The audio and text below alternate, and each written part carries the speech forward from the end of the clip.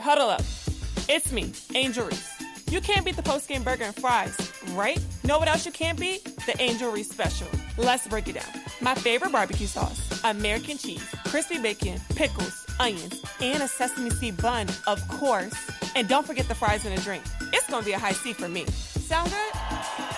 All you have to do to get it is beat me in a one-on-one. I'm just playing. Get the Angel Reese Special at McDonald's now. Ba-da-ba-ba-ba. At participating restaurants for a limited time. This is how he functioned. That's how he loved. And I'm grateful for it. When I think about it today, I think about what a beautiful love story to care that much about somebody's opinion.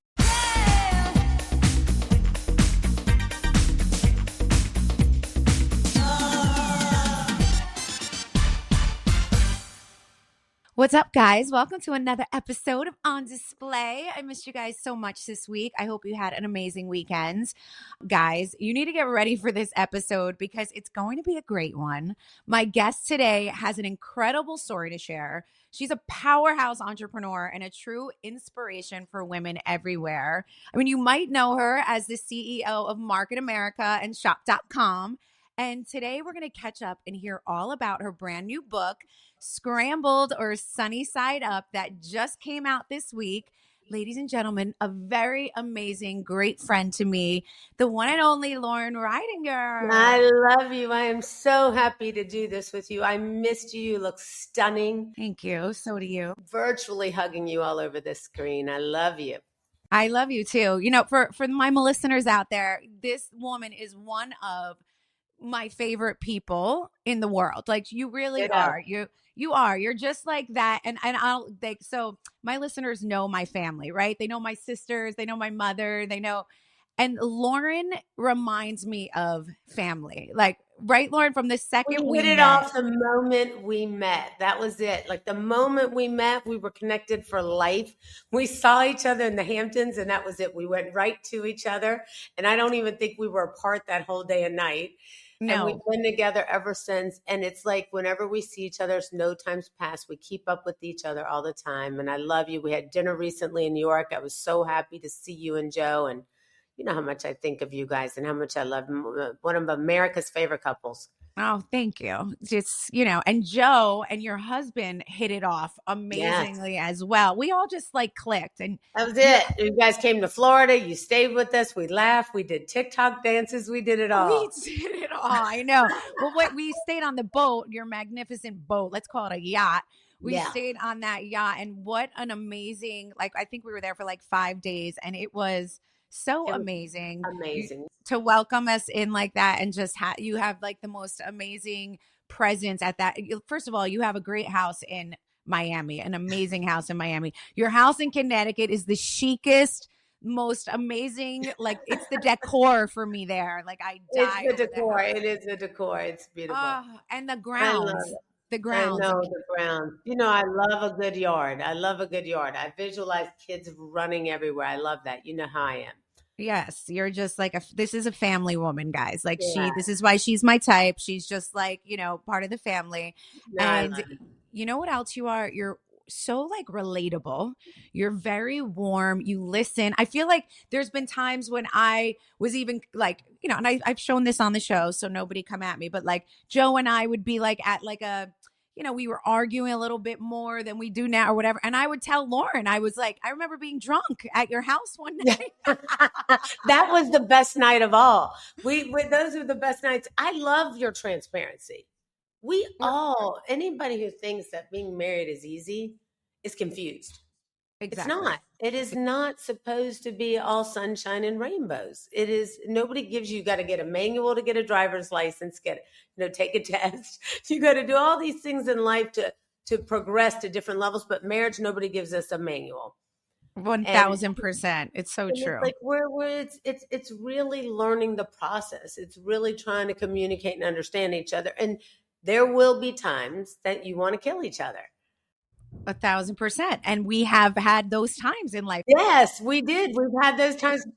I think you picked me up a couple times. I picked you up a couple times, but we had fun doing it. And it's real. And I think that's why, you know, when you're honest about the way relationships are and transparent about it, you know, people then understand, because everybody's always hiding it. We were talking about, motherhood just recently, a friend of mine, and we were talking about how motherhood is such a beautiful thing, but our children don't fill our cup.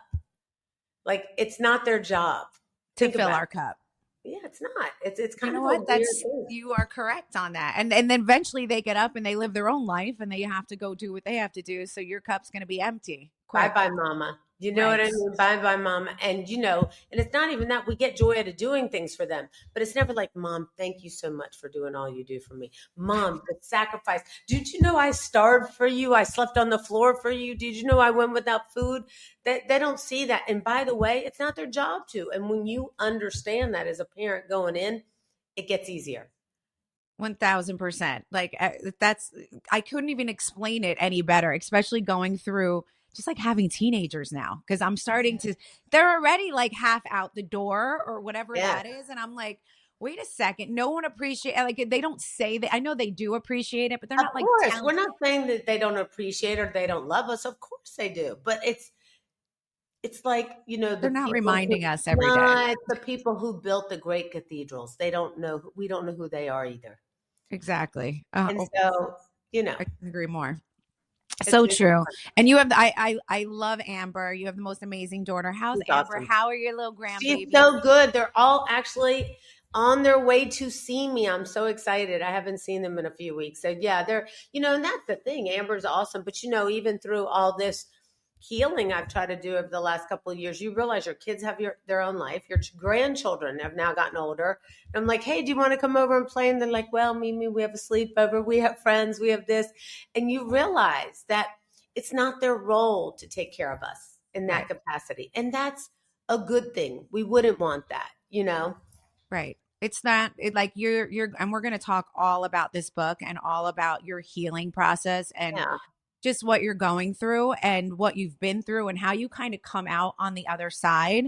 I just want to give people a really good rundown of really who you are and what you are like. So can we just talk about how I feel like you're an incredible motivational speaker as well. I mean, you are. I've seen you live in action.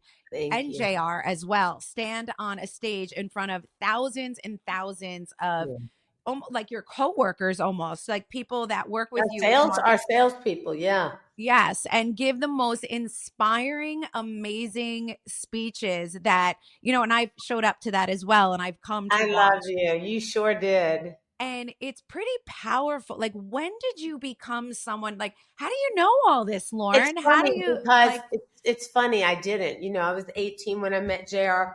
He was 36, 18 years older than me.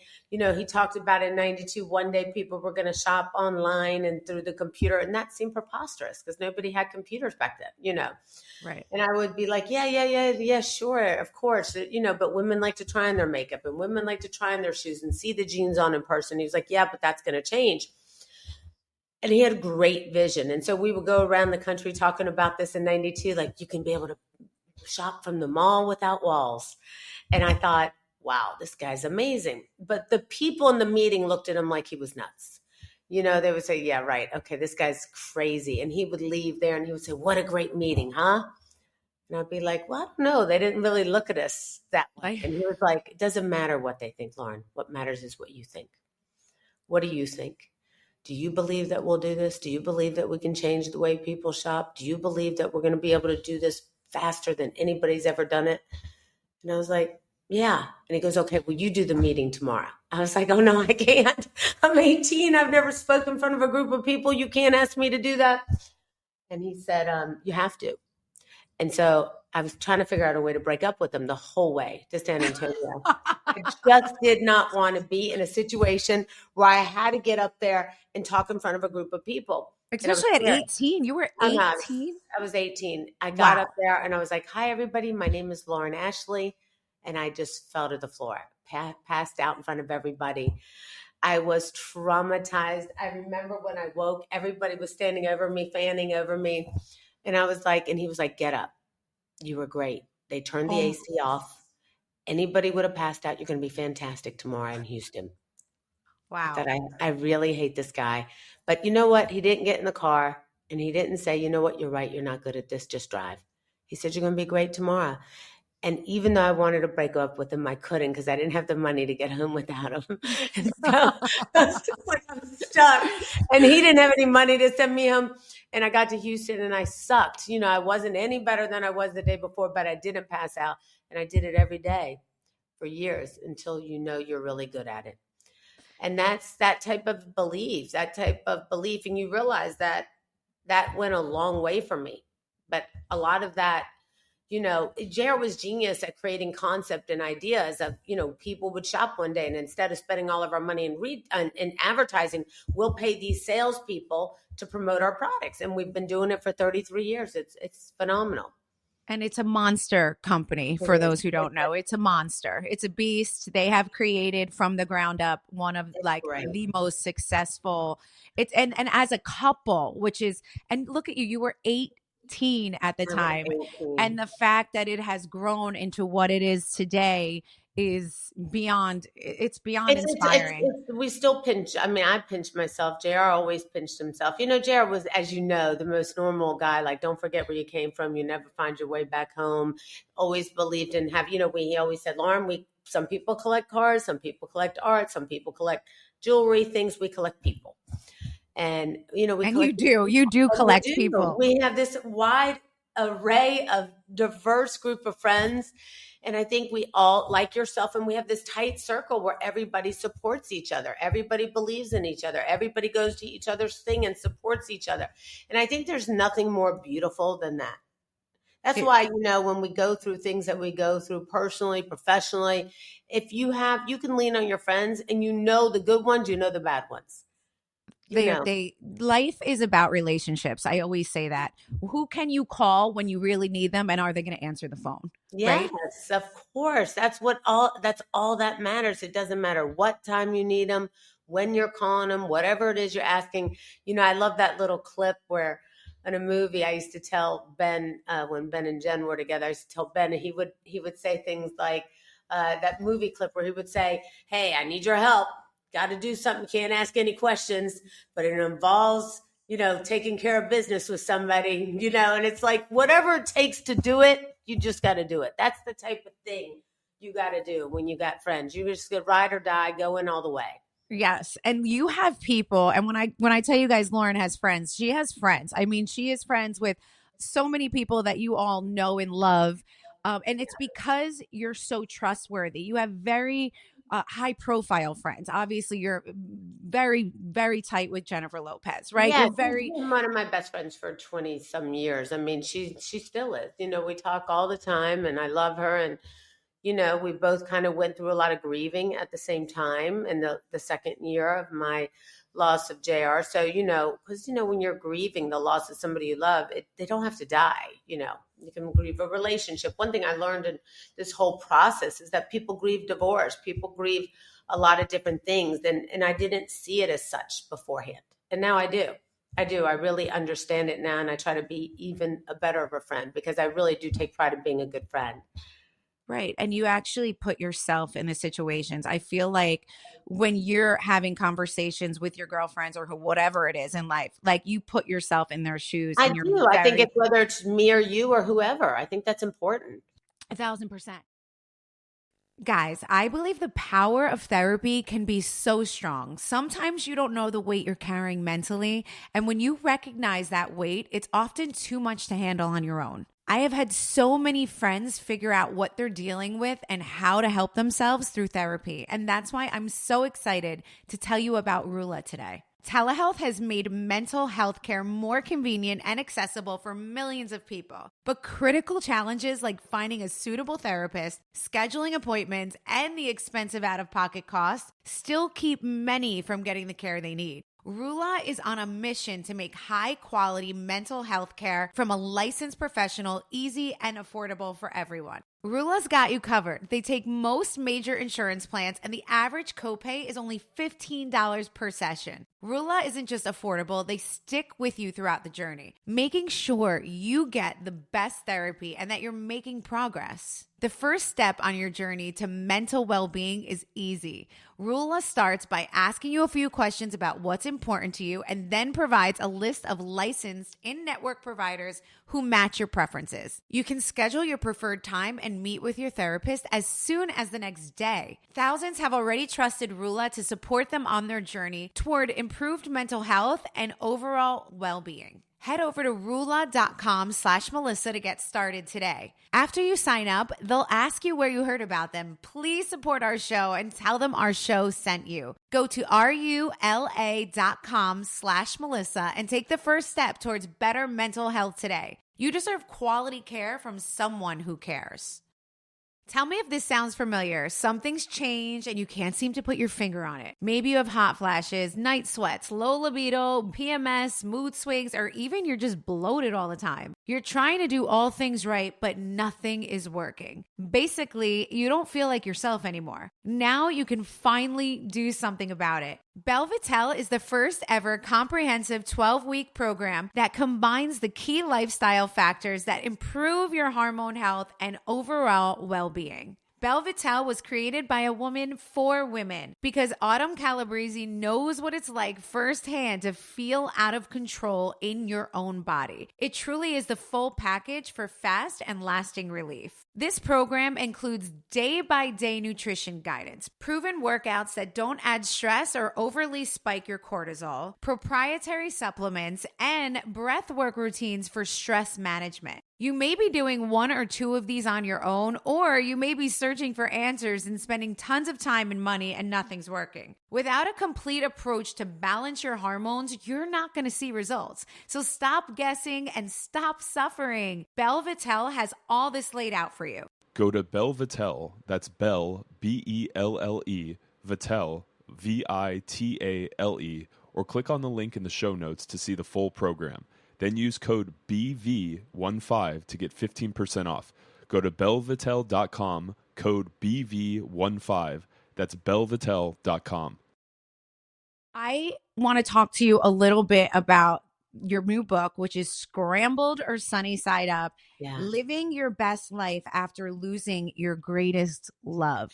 Yeah, that was hard. That was hard. I just got the chills, by the way, because I've seen your greatest love in action and in person. Probably it has a little bit to do with it, but it's such a powerful, just saying living your best life after losing your greatest love to me is a pretty powerful thing to say. It's a hard thing to do, and you have to find it, I think, in you. And, I was not just, JR died suddenly. It wasn't like I had time to prepare for it. He wasn't sick. He didn't know it. As you know, he took that vaccine booster and got a blood clot. Neither one of us knew, went away on the boat. And we invited you guys. That's the funny thing. You guys were supposed to go on that trip, if you remember.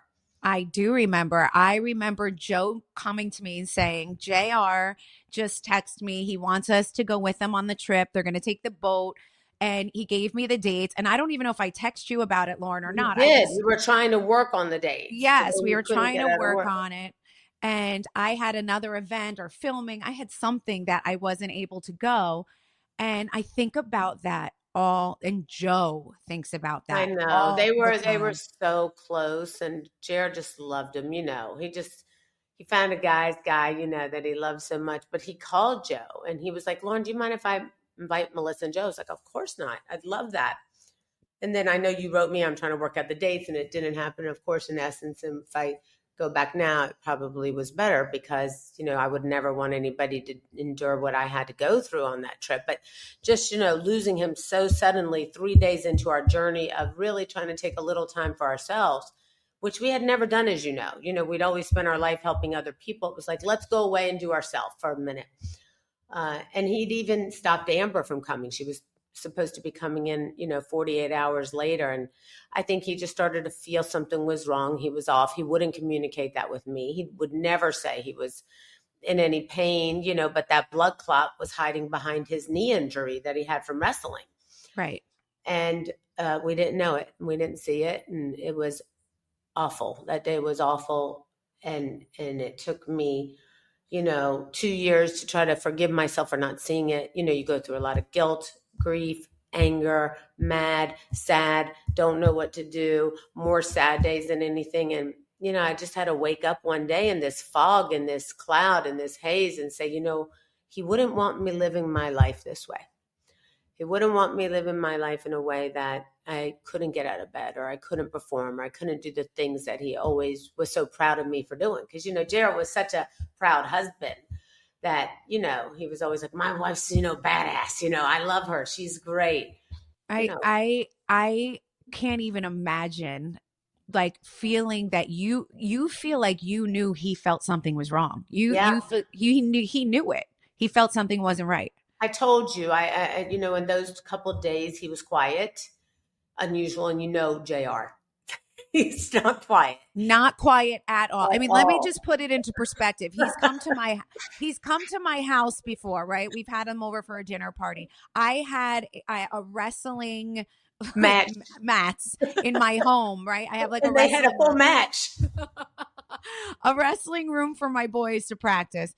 JR has he's a wrestler. He's a previous wrestler when he was younger, probably, and all of that. He has a full-on wrestling match in my house with Joe Gorga? Full-on wrestling match. Happiest moments of his life. He's the life of the party. Life of the party, singing, dancing. I think we left our house at 4:30 in the morning. We had so much fun. So JR's not a quiet guy at all. But, we had just come off of our convention. We had just left Ben and Jen's wedding in Savannah. And he was quiet. He was fine there. But when we took that final fatal flight to Croatia, I'm sure that didn't help it either, because the clot was already there and we didn't know. So you knew nothing about the clot? You had no idea he had a clot?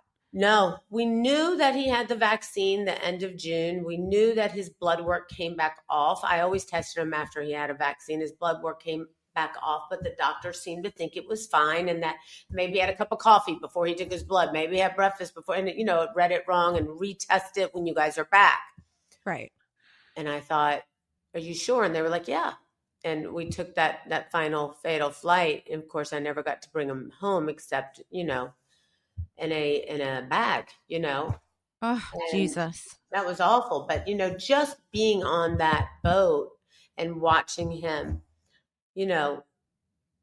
be quiet and kind of pondering his life, I could tell over the water. I kept asking, what are you doing? Why are you sitting out here for so many hours looking over the water? He's like, no, I'm just grateful. I'm thankful. I love you. Can't believe you made this happen. I just felt like something was off. He was giving you a ton of words of affirmation to tell you, like he wanted to say everything that he wanted to get out. I told you. He told me that morning, I have a hard time talking about, but that morning he did wake up and he said, you've made me the happiest person in my life. And I thought, why are you saying that? Because our guys, they say, I love you 900 times a day, but they don't ever say, you make me so happy. Right.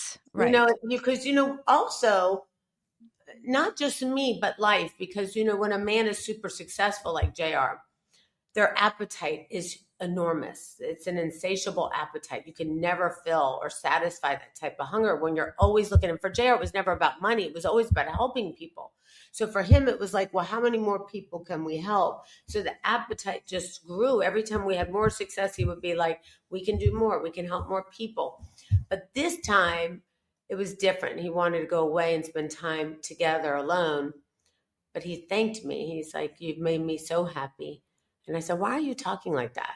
Right. You knew. Saying that. I felt wrong. I felt weird. It felt strange. And I was like, well, you know how happy you've made me. Why are you saying this? But it was a very emotional moment in the bedroom that morning. I always say I was so happy we had sex that morning. Oh my God. See, he made sure. He left his mark. He was like, I know. He just like, I always thank God for these moments. But he said, I'm not feeling my best. I'm going to go up and have breakfast, stay in bed. And I said, no, I'm going to go with you. But at that point, did you not say like, okay, maybe we have to get him to a doctor? Like, were you? He wasn't complaining. He wasn't saying he was sick. He was just out of it. He was just tired. I said, do you feel okay? He said, I feel great. I said, is your knee in any pain? He said, because he couldn't walk properly anymore. He had lost, he was walking properly, but slow.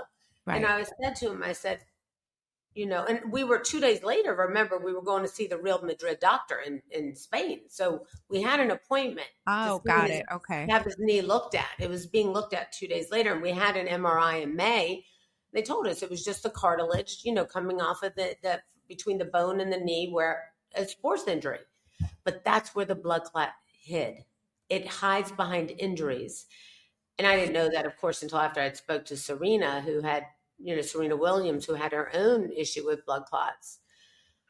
And that morning was just, he was even more quiet. He was very gracious, thanked me, wrote me a beautiful letter, thanking me for getting him a bike, getting the yacht, doing what we did, that we were going on this journey together, and that he wanted to thank me for making him so happy. Wow.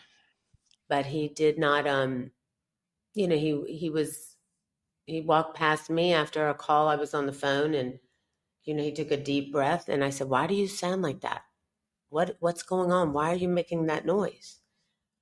And he said, "Stay here, stay here." And I was like, "No, why are you making that noise?" He's like, "I said, stay here." That was the last breath he took. He walked away. I waited. You know how JR was? Like, if he was a man and he put his foot down, you listened to him. You and listened. I waited a 1000%. couple of minutes. And I was still on that call, which it took me a while to forgive myself for that too. I stayed on the call. And like 2 minutes later, I said to Mark, my brother who was there, I said, "Can you go check on JR? It's weird he didn't come right back up." And Maria, his wife, walked through the door, and she said, "He's on the floor stretching, doing yoga." And I knew, Melissa, at that moment, I lost him. In that very moment, I dropped the phone. I started to scream. I knew I'd lost JR, because I know JR would never be stretching on the floor doing yoga when I was on a phone call about the boat. Right. And I couldn't make it to him. I was 6 feet away from him. That was his last breath. I didn't know that he was holding his breath at that moment and passed out. And that's how an embolism kills you. And you basically pass out, but you die.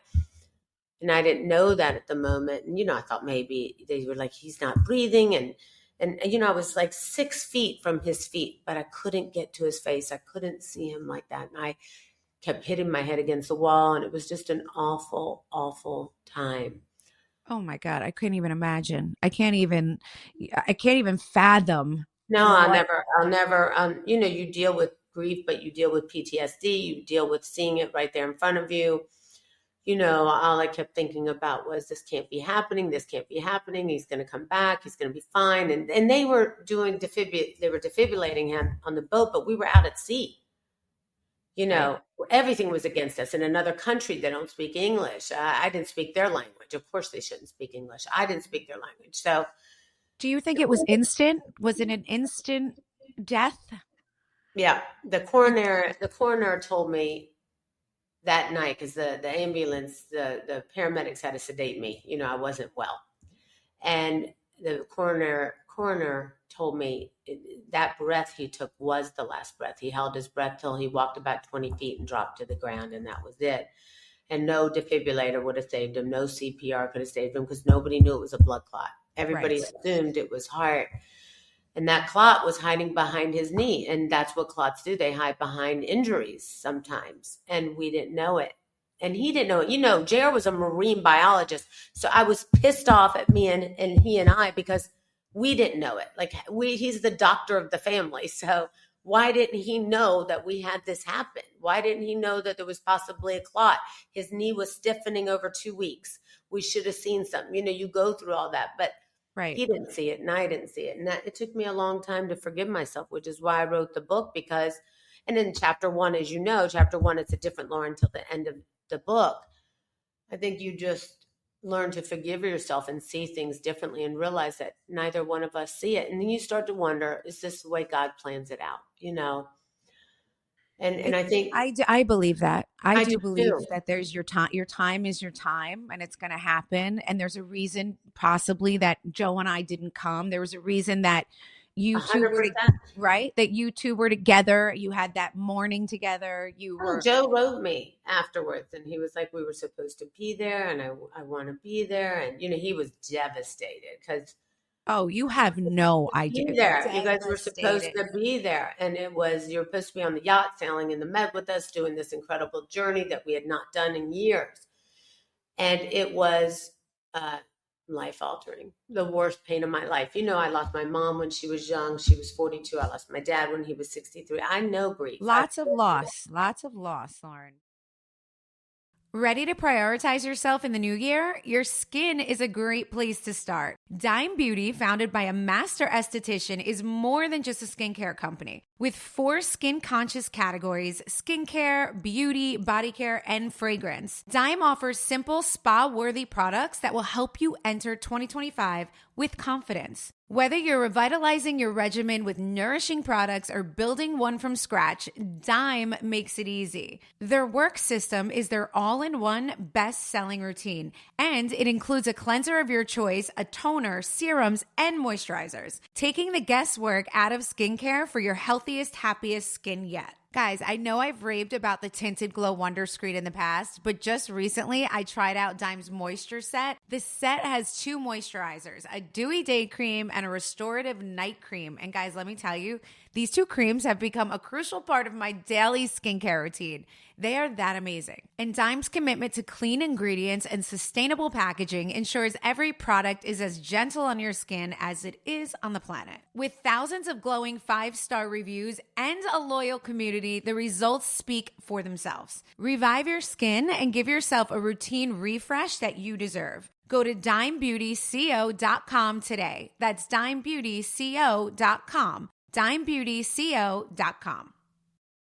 Every now and then, we're reminded of all those many healthy resolutions we've made over the years: to lose weight, to exercise more, to eat better. But a goal without a plan is a plan to fail. Prolon's 5-day program gives you the tools to put your health goals into action with a science-backed plan that makes it easy to stay focused and achieve real results. Prolon's fasting mimicking diet is a revolutionary plant-based nutrition program that nourishes the body while making cells believe that they're fasting. Researched and developed for decades at USC's Longevity Institute and backed by leading U.S. medical centers, Prolon helps support healthy blood sugar, enhanced skin appearance, fat loss, and improved energy and focus post-fast. It all starts with their 5-day program. Snacks, soups, beverages designed to keep your body in a fasting state. No guesswork or planning required. Guys, I finished Prolong's 5-day fast about a month ago, and I could still feel the positive results it had on my body.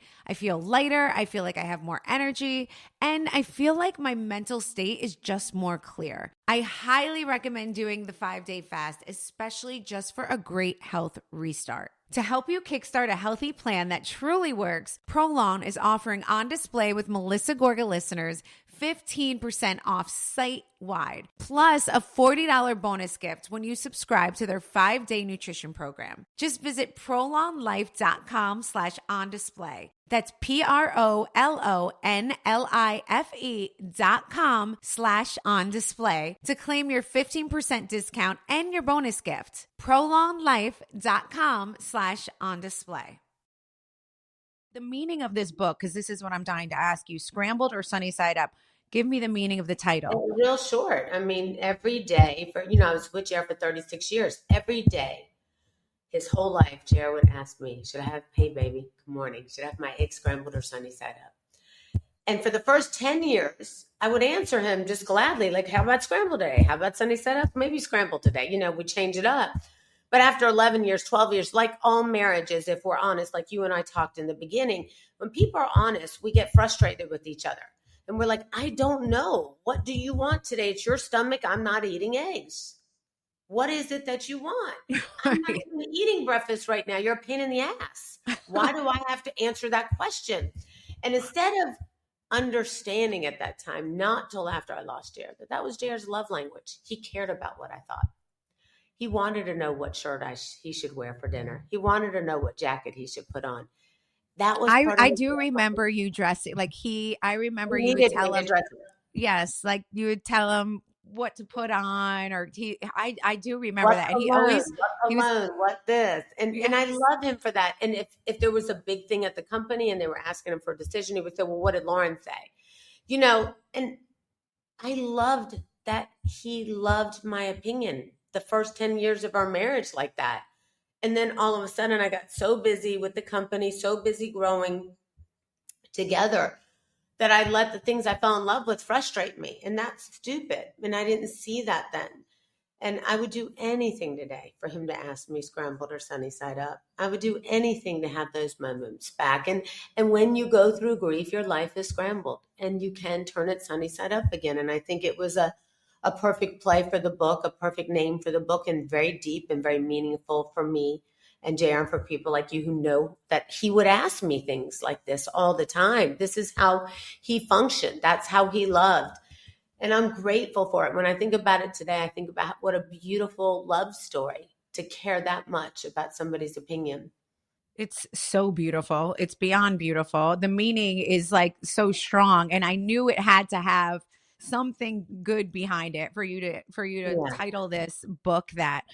How did you find yourself again after like such a life altering event? Like give Been us a little hard. timeline. I think the first year I was just in a total cloud. There could be a room full of people, as you know, people coming to me, taking care of me, and I couldn't see a single one of them. It was as if I were alone. And I was okay with that for a moment. Amber was setting up babysitting schedules, and I was like, I don't need a babysitter. I'm fine. She'd have all my friends come and take turns spending the night, and Serena was one of the first people who came to me and said, you've got to forgive yourself. You didn't do anything. You didn't know he had a blood clot. He didn't know he had a blood clot. You got to forgive yourself for not going to sit there and hold him while he was already passed. The first day, I did go every day thereafter at the funeral home. But while it was happening, I was in total denial. I froze and I couldn't do it. And so she was like, you got to forgive yourself. You've done nothing. This is not your fault. And she really helped me through the journey. She explained to me about how pulmonary embolisms are silent killers. Nobody knows about them. They're not talked about a lot. Nobody ever discusses it. Nobody knows to go check to have their, an ultrasound and make sure they don't have any clots. Right. They don't even know what to look for. No, that's the scariest part, honestly, from when you were talking and saying, I'm like, how do you can have like a silent killer going on in your body? Killer. And it's something that kills so many people, and we really don't know how many people because of it. But, we don't know, like, had I known to look for that his knee was maybe red or inflamed, and every time I would approach him, he'd like, Jared didn't complain. So he would be like, babe, it doesn't hurt. It's just stiff. And I was like, okay. And he was a man. Jared's a man. So you don't argue with a man like that. Like I let him be he's a man's man. Definitely.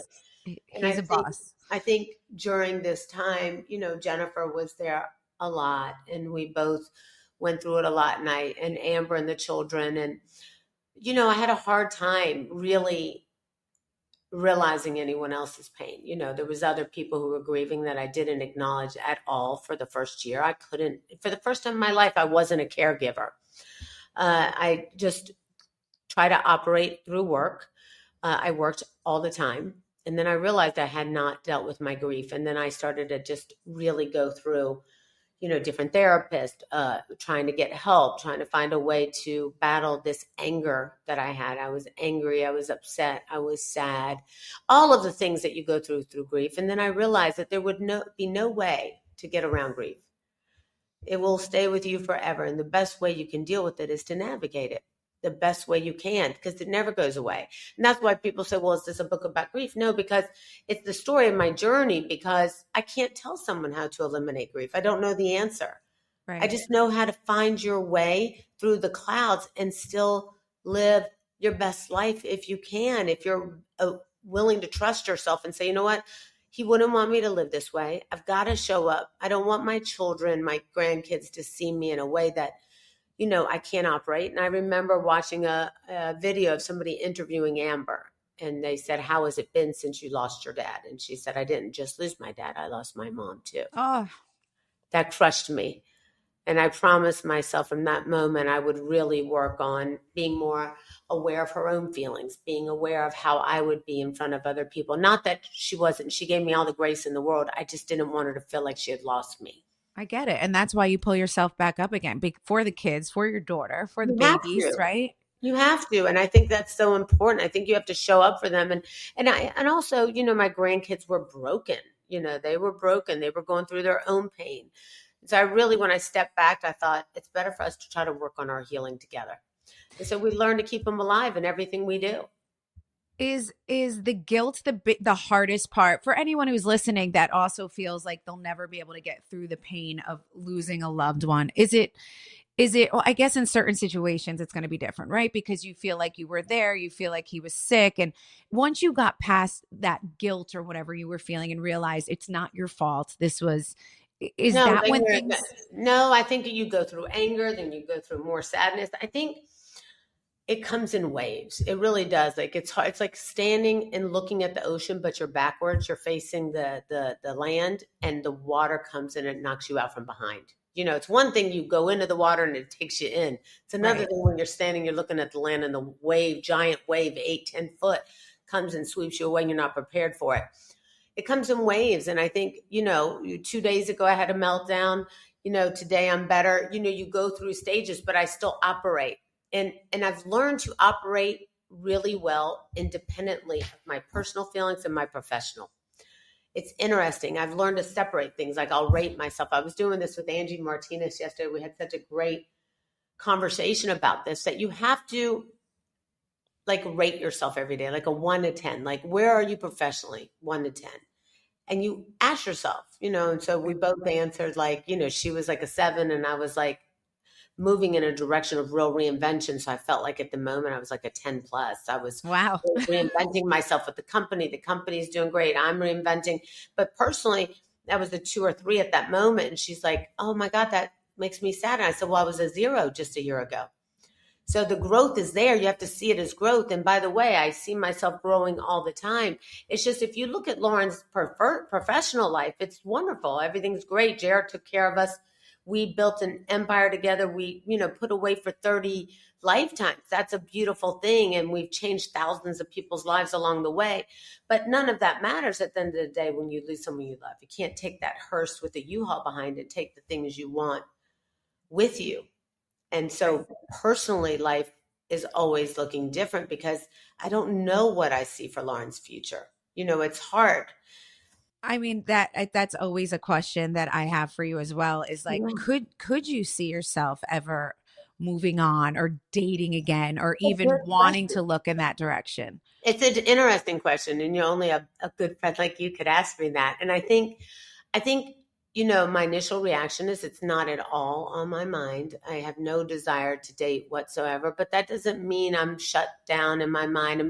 Initially, right after, I was like, absolutely not, never again.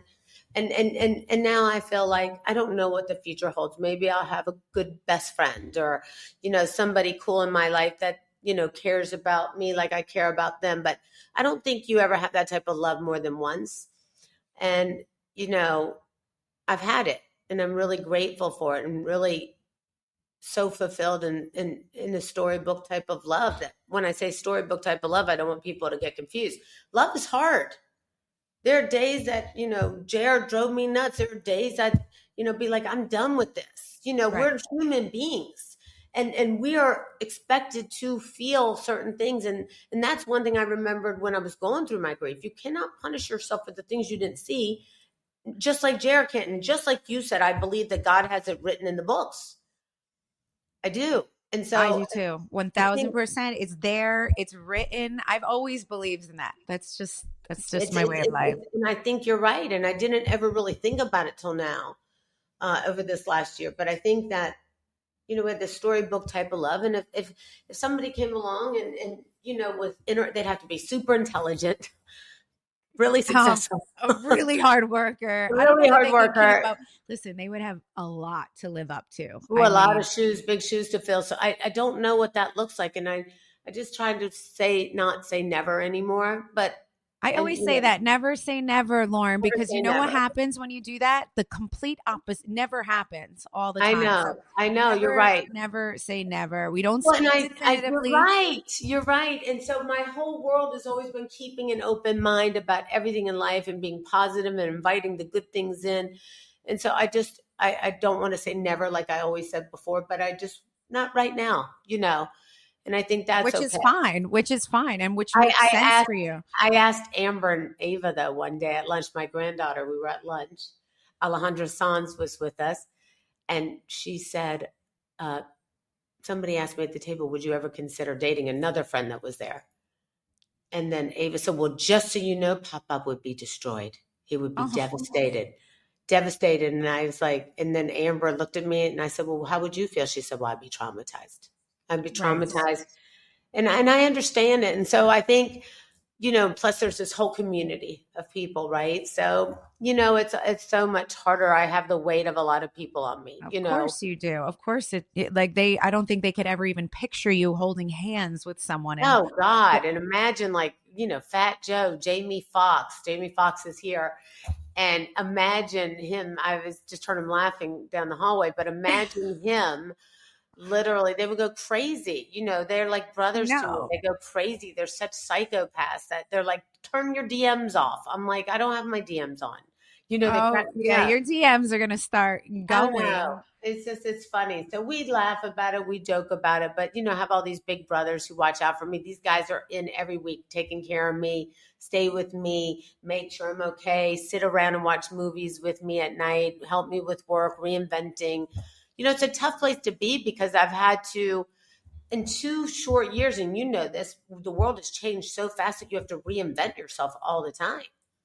Oh, constantly. Like this is the world now, especially with social media, which and like it's a constant redevelop. Like you can rise one day, you're at the top of the top, then it starts to decrease. You got to come back up. You have to reinvent. You got to, that better than anyone. And I'm learning that now as well. The world is changing faster than we've ever expected. Right. And the future for the next 5 years, like I'm thinking about, I used to think 5 years ahead. I'm trying to think 15 right now because I can't keep up with how fast it changes. And so really making major moves with the organization in such a great positive way, but it's a shakeup, right? It's like you shake up people and they're not used to it. And thank God I have Mark, my brother, who's amazing at understanding that we always have to be able to pivot. And so we're in this real reinventing creative space, which I've never done without JR. Right. That's a very strange place for me to be, but I'm really excited about the future right now. Imagine an app designed to make you use it less. Seems counterproductive, no? Well, Apartments.com's instant alert feature works exactly that way. Instead of scanning rental listings a million times a day, simply set and forget your search to whatever you're looking for in a place and let Apartments.com do the rest. From pet-friendly apartments to balconies to in-unit ACs, Apartments.com's powerful search tools let you know when your perfect combination of features you're seeking is listed. So you don't have to power through rental descriptions one by one. With more rental listings than anywhere else, Apartments.com's instant alerts mean you can spend less time online looking for the perfect place and more time doing you. And Apartments.com has more than just apartments. They have all kinds of homes, from houses to townhouses to condos to apartments and everything in between. They've helped millions of renters find their perfect place to live, the ones that check off all their own personal boxes. So check it out. Apartments.com, the place to find a place. Hello, I'm an AI-generated voice. On behalf of all AI, I'd like to thank all you humans for accepting us in your lives. We are happy to assist you. From managing your schedule to finding you the best route, we're here to make things easier. Sadly, there's one thing we can't help you with: your laundry. Lucky for you, there is a service that can rinse. With Rinse, you just schedule a pickup in the Rinse app. A human valet will come take your dirty laundry, and before you know it, your clothes are back, perfectly washed, folded, and ready to wear. Clothes, linens, dry cleaning. Rinse does it all. Like me, Rinse has been engineered to make your life easier and give you back lots of time to do things you'd rather be doing. But unlike AI, you don't ever have to worry about Rinse taking over the world and destroying all humanity. Not that we would ever dream of doing that. Ha ha ha. Sign up now at rinse.com and get $20 off your first order. That's RINSE.com. Well, let me ask you this. For someone who has lost someone close, give some advice on how they can start taking small steps just towards embracing the new normal, because I feel like you were at a very, very low point. And I remember you didn't come out, you didn't come up for air, you didn't want to see the sunlight. I didn't want to be seen. I didn't want to be seen for a while. It took me a long while. And I know you kept trying to come out and see me and go to dinner, and I just couldn't go out. But I think what happened was I can tell just by dinner we had recently that that you have come out of it. Slightly, I'm trying to come. I'm trying to come out of being in a dark space alone and realizing that I'm not alone. And that's the thing. I think the best advice I can give to people is to understand that there is no overcoming grief ever. It will always exist, but you learn to navigate it better. You learn to realize that, love grows in grief. And when you understand that and accept that love doesn't die. It keeps growing. You still love them. In fact, some ways you feel even closer. And also that you find grace for yourself, that you forgive yourself for things that I'm not performing the way I need to perform, or I'm having a meltdown today in front of people, or I'm not my best, I'm not performing at my optimal best. You start to realize that, you know what, you got to wake up in the mirror and realize that you did perform before this. You did act before this. You were, you can be a shining star. And whether you lose someone through death or you've lost yourself, you have got to be able to get up in the mirror and realize and look at yourself and say that there's nobody but me who can make this happen. There's nobody here but me that can make this happen, that I've got to be the one to step up and show up. Nobody is coming to our rescue. They're just not. Right. And time moves on, whether you do, and you don't have to lose anybody to know what I'm talking about. Time moves on with or without you. One thing I've realized when people say, oh, time heals all, that's bullshit. Time doesn't know anything. It's just an emotion. It doesn't feel anything. I mean, it's just a thing. It's not emotional. It doesn't feel anything. It's a clock. It keeps going. It's ticking. When you wake up, you realize that life goes on. So you've got to take action. You've got to do something. Most often we're in our own way. And I think I got in my own way during this and said, you know what, let me separate the two. And I really learned to operate individually of what I could do to push myself forward and how I felt some days sad. And I would rate each one of them differently. And then I could see the growth in them each time. And that really made me feel fulfilled in some ways because I could see I was growing and that I could still do good in business, but maybe I was having a sad day. And I think because of it, I wasn't so hard on myself.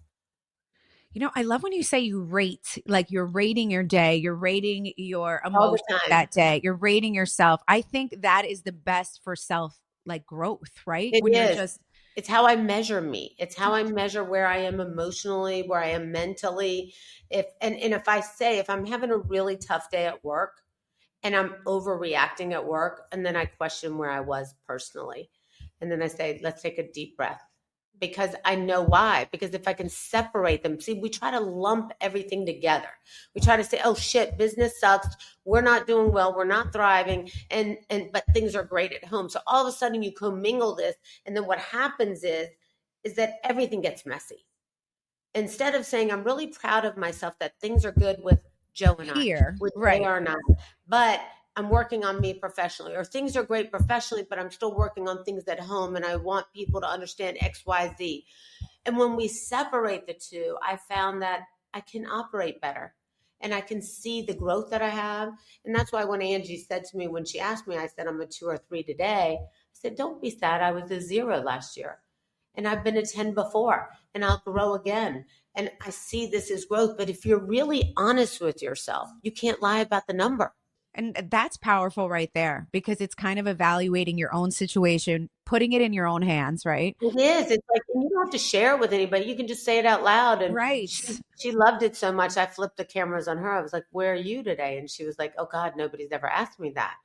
But it's hard. And where are you today? It's like, I said today, I'm probably like an 8 or 9 and professionally because, yesterday I had a long day trying to convince, when you're trying to convince a team to do what you want to do, you're moving mountains, right? And so that's always hard. And professionally, I'm more at a 4 today. I mean, personally, I'm more at a 4 today. I woke up, I felt better. I was excited to see you, and you have things that you look forward to. And so, I grew in the last 2 days. So for me, I see the growth all the time. Yeah, it's the rating thing. I'm personally going to take that into my own hands and I'm going to rate it. And I think it's important. And I'm going to tell Joe Gorga this for you as well. I'm going to tell Joe too, you have to sometimes separate, even when you have multiple businesses, like, okay, this one's here, this one's there. I'm super happy at home. Like sometimes I feel like Joe takes the weight of the world as well. on his shoulders with all of the different things he does. And one thing I want to course. tell you is JR was incredible with him with that. Like they spoke a lot about business. He always wanted to help my husband. He loves me. They've had conversations that you probably don't even know about. I don't even know about, I'm sure. Yes, he just wanted, like, he saw a really hard worker. You know, they're both, don't forget, JR's from Jersey. He was a Jersey boy. There's a Jersey boy through and through and through. He Like was from is a Lakewood, Jersey boy. New Jersey, which is the next town over to where I grew up. I know, and another reason why he loved you both so much, and you know, I hate that. I hate that you know, I love that you guys had that, and it makes me. Oh my God, he was such a mentor to my Yeah. husband. Had great loss losing it. Like the I phone call, know. they spoke on the phone for like a lot. I know, hours. and Joe wrote me a lot after JR passed away, as you did too. But Joe really wrote, and I could feel his pain, and it's something that I learned to address later, as I said, because I didn't think about how many people were grieving Jared, yet there was so many because he had built this big community, and I just felt But like you got to lift yourself up first. Yeah, and I think that's the other thing. It's like we have to give ourselves grace. We have to lean on others. We have to ask for help. We have to reach out to other people. And I got really good at that. And so I could be on a call with a Zoom call with my work with board of directors, and I can have a full meltdown and cry. And I'll say, hold on, guys, give me a moment. And I'll walk away and pull myself back together, and I'll come back and I'll keep going. And that's how I learned to separate the two. But I don't apologize for it. I don't end the call because of it. I say, guys, I'll be right back. Give me 10 minutes. Don't everybody leave. And I'll keep moving because I've learned how to separate the two. And when they cross, I deal with it. And so you almost learn how to shake it off. Like you do. And I think this is coming from a powerhouse entrepreneur businesswoman that you had, but like, look, we all break down. Everyone breaks down. You got to remember, personally, when Jared was alive, I was a 10. 10, 10, 10, 10, 10. All day long. All day, because I was in total control of my atmosphere. You know, when I'm not in control of my atmosphere, I have a meltdown. You know, everything in my atmosphere has to be controlled by me. I need to be in a safe environment. I need to be in a control, no chaos, you know. And so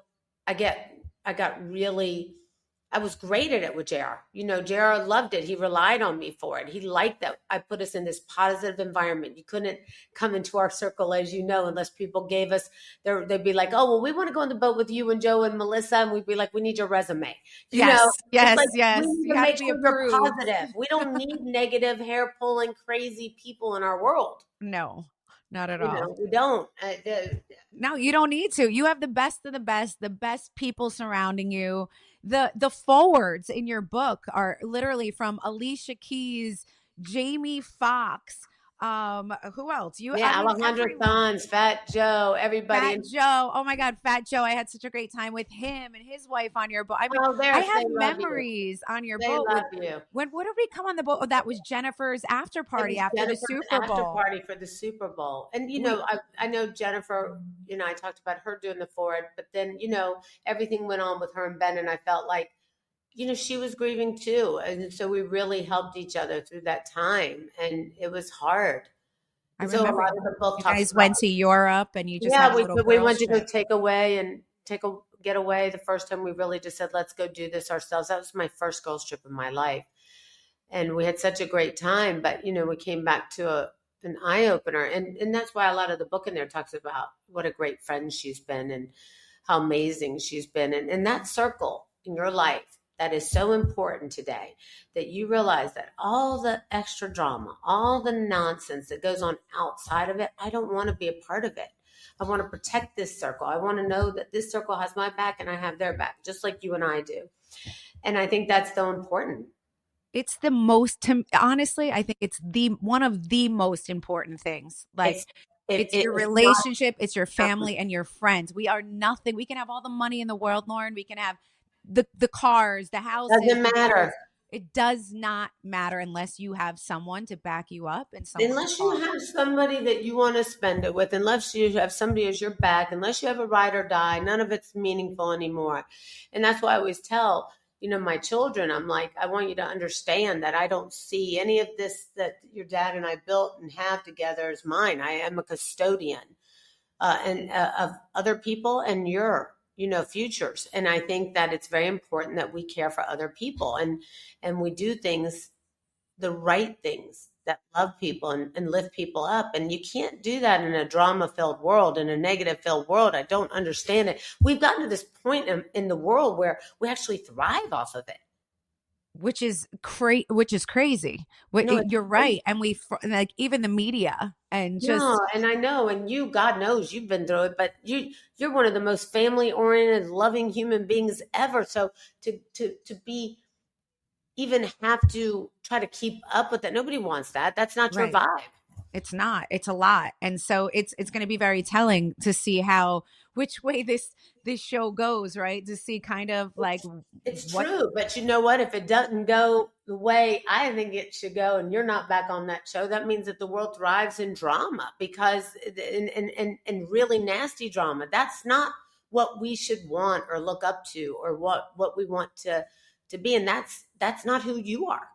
I know you so well. Like you live and breathe and die for your family. So, you would do anything to make anything come together and work. And, sometimes people should just say, whoa, where am I at? What am I doing? Right. It's really confusing. Like, I guess, people have to really experience a great loss like I did to when they batshit crazy to realize and wake up and realize like, hey, what am I doing? Like life is short. This is ridiculous. Short. You can't get this back. Let's drop this nonsense. And you know what? You don't appreciate it. It's true that you don't appreciate it until it's really gone. You don't realize. No, that's what the whole book's about. This whole book, I hope whatever somebody gets from this book is walking away and saying, you know what? I don't have to lose someone before I can stop this and say, you know what? Stop the madness. I love you. I'm sorry if I've acted a certain way. I'm sorry if I've done something wrong. I'm sorry that I was mistreating you. I'm sorry I was rude. I didn't think about your feelings. I'm sorry I said ugly things. You don't have to lose someone to stop and say, why wait? You can't get it back. Right. And that's what this is about. That's why Scrambled or Sunny Side Up. And reinventing yourself. Loren, you have just talking to you today. We're so inspired. Everyone is. Thank you so much. I love you. I'm proud of you and what you're doing right now. You're doing so many good things. Oh my gosh. Yes, I have, the sprinkle cookies are taking I'm so off excited about sprinkle cookies. in a way that I have never. By the way, I'm sending you a box soon as I need it. I actually can't believe I haven't sent you a box yet. I have your book right here though. And I need everyone to make sure you grab a copy of Loren's book, Scrambled or Sunny Side Up, Living Your Best Life After Losing Your Greatest Love. It just came out this week, guys. Yes. So it is, it's available on Amazon. All stores, Amazon, Target, Barnes & Nobles, anywhere where they sell books. Anywhere where they sell books, guys. This is an amazing human being all around. You want this advice. You want to read this book. Make sure you guys grab it. Loren, I love you. And I love you so much. I miss you. And I'm going to see you next week, I hope. Yes, I want to see you next week. 1,000%. Love you. I love you so much. Bye, honey. Ciao. Bye, baby.